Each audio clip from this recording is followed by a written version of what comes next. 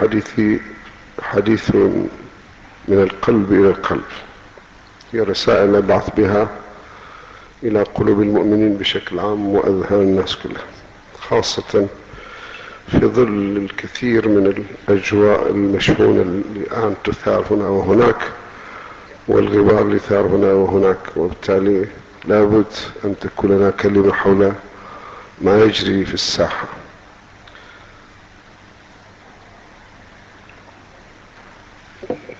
أحاول أن أكون صريحا في إثارة بعض العناوين.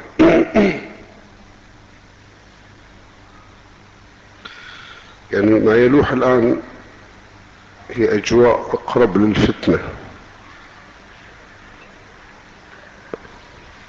الفتنة تبدأ فكرة هنا وفكرة مضادة، وإذا لم يمكن إدارتها بشكل سليم وضمن منهج إلهي يلتزم بخط الله ورضا الله، تنفلت الأمور، تؤدي إلى مهاترات ثم تؤدي إلى حتى مواجهات،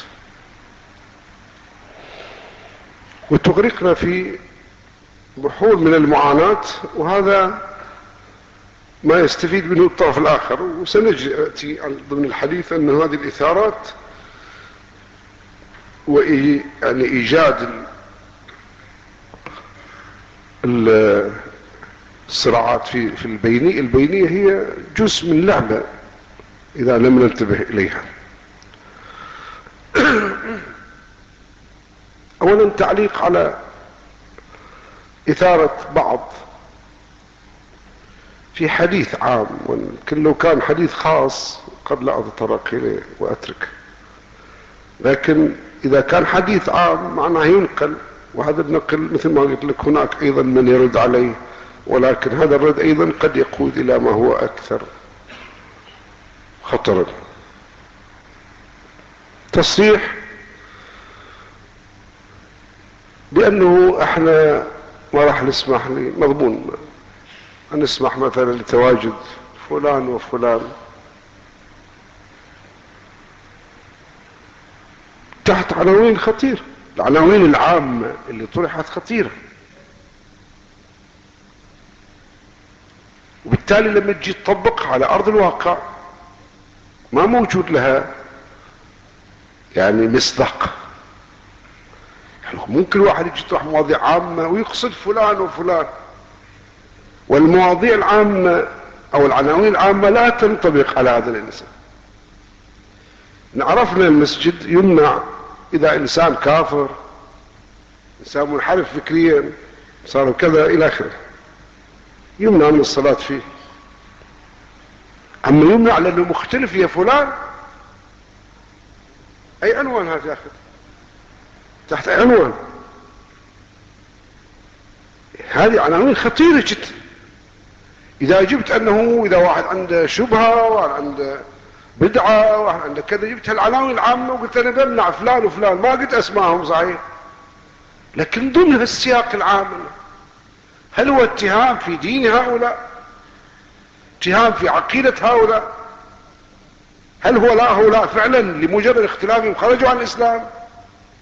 هل هؤلاء أصبحوا من يعني اللي عندهم شبهات شرعية مثل السفارة وغيرها؟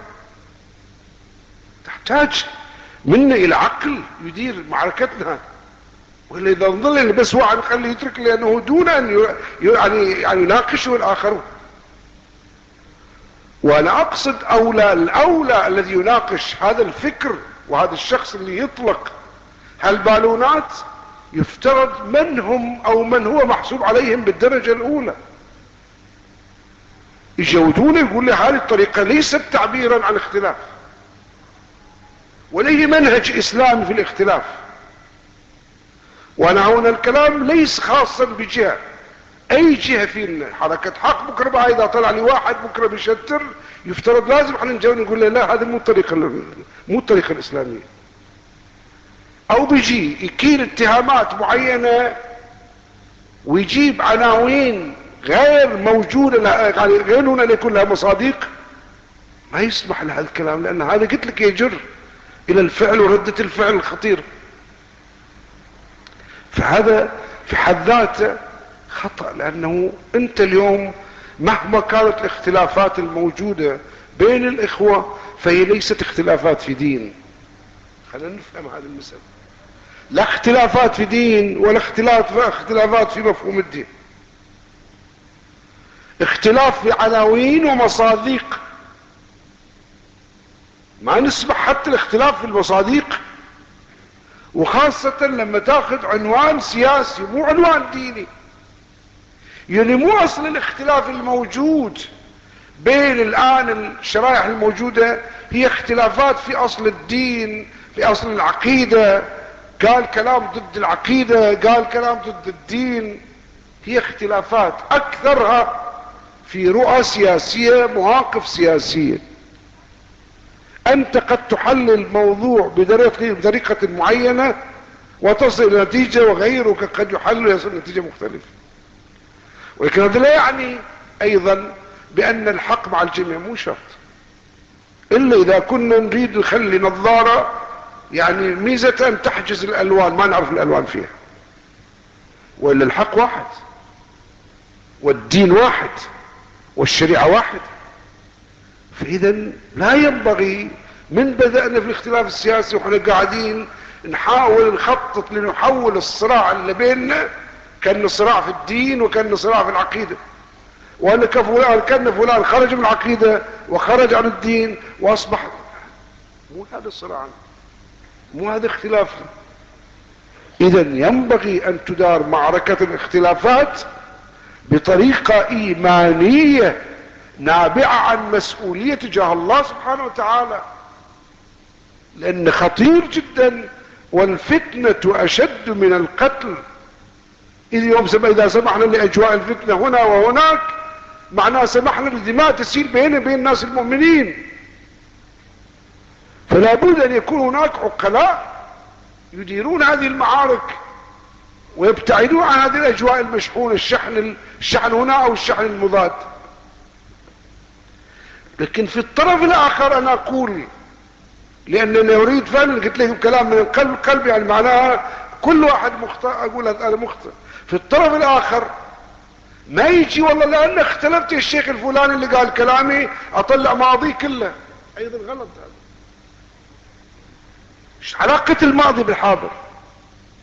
لنفرض ان يوم من الايام فلان كان كذا او كان كذا، بس اليوم هو ايش؟ لو ما نعرف ابجديات الاسلام نخبط على كيفنا يعني، بس لان اذا اختلفت يا فلان اطلع ماضي كله. لنفرض ان فلان عنده اخطاء سابقا، الله يسامح انت ما تسامحه، الله يتوب عليه انت ما تتوب عليه. انت عليك بالانسان الان ما هو توجه الدين، ما هو توجه الاسلامي، ما هو. واذا كنت اريد ان اختلف فاختلف من ناحية فكرية، اختلف معك فكريا، اختلف معك في طرحك، اناقش فكرك، اناقش موضوعك، ومن حقي ان انتقد هذا الموضوع، لكن بعيدا عن التجريحات الشخصية اللي لا يعني مو كل انسان يظل اختلاف. هذه مشكلة، هذه تسمى جاهلية، تتحول لجاهلية. الاسلام يجب ما قبله، مو والله كان فلان كذا كان فلان شيء، الان ما هو. انت عليك بدين الانسان الان، وبعقيدته الان، وبالتزامه الان، ومن حقك ان تناقشه الان ويش في مسلكياته. لكن ما تجي تقول لي والله كان يشتغل كذا وكان فلان كذا وكان سلوكه كذا، وبالتالي تجيب ماضي ما قبل 20 او 30 سنة لان عندك اشكال شخصي على الانسان الان. هذا ايضا خطأ، وما ينبغي من اي جهة نقول والله ايه الله خلاص نفتح انفسنا للاقلام ونكتب على كيفنا ونتهجم على كيفنا. حتى تحت العناوين المستعارة ما ينبغي ان يكون. يعني خلونا فعلا نتحلى بالاسلام، ليس بس الاسلام مجرد حالة صورية نلتزم بها مظهرا، ولكن بيننا وبين الله لا نلتزم بالله، لا نلتزم بخط الدين ولا بالعقيدة. الدين ممارسة يا اخوان، مو مجرد فكر. عندي فكر اسلامي لكن اللي اختلفت اياك ما مستعد انفذ. شنو قيمة الاسلام هذا؟ الاسلام يعني واذا محصوا بالبلاء قل الديانون هني في وقت الابتلاء